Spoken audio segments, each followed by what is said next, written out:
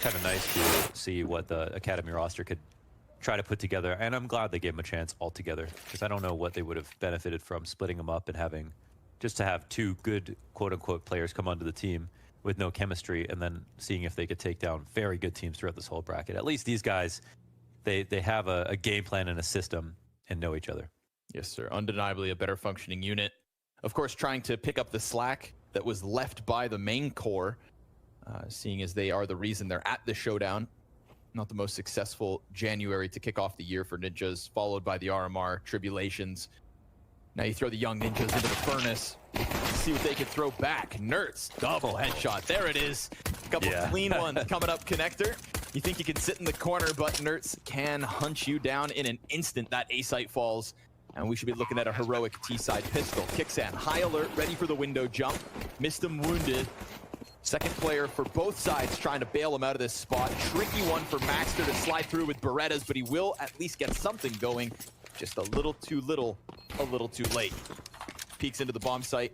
You'll see them stacked up. Doesn't have a kit to play with. Got 3 Ts staring at him. And Nerts will get the trio. You did mention him right before the game.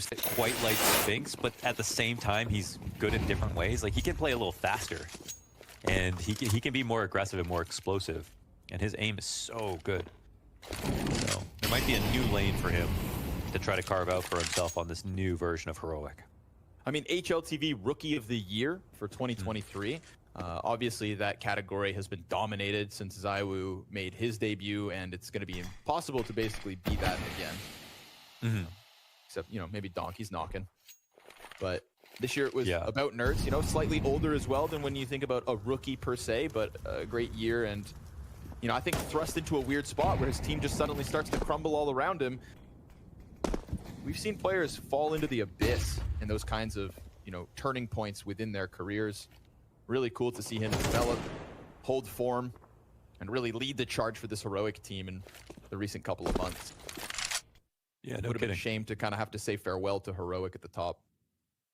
It's also like, oh, he was only good under Snappy system. That's what everyone would have been saying if he couldn't play well in his next team, which people sort of misappropriate when to give and when to take away credit from others, like unknowing of, you know, the other circumstances where it could cause variance. Like, who knows the reasons why people fall off and get good. That's kind of something between them and God, if you will. So it's good to see that Nerds doesn't really have those questions about him. But at the same time, he does get another good IGL and another good, you know, situation where the team just looks so solid so fast. It's remarkable, man. This might be the fastest a team has gotten good with this dramatic of a change that I've ever seen. Like, especially with no tier 1 IGL or like, I mean, Kixan maybe will be looked back at as like a tier 1 IGL, but like, he's so new. He's so new.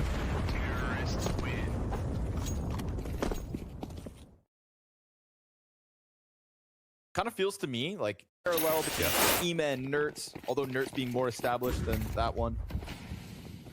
I just think if everything comes together, right now it's just the perfect time to be getting over those hurdles that everybody would have been willing to put in front of you.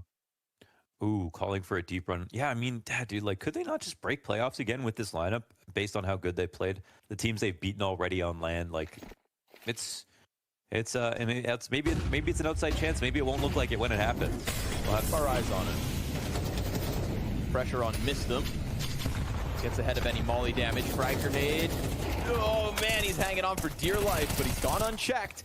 It's the stairs push that nets the opening kill here for the Ninja CT side. They don't hard clear him. Mistem making the most of that one. Hanging on for dear life. Pays off with the double kill. Tess cleared out for the staircase.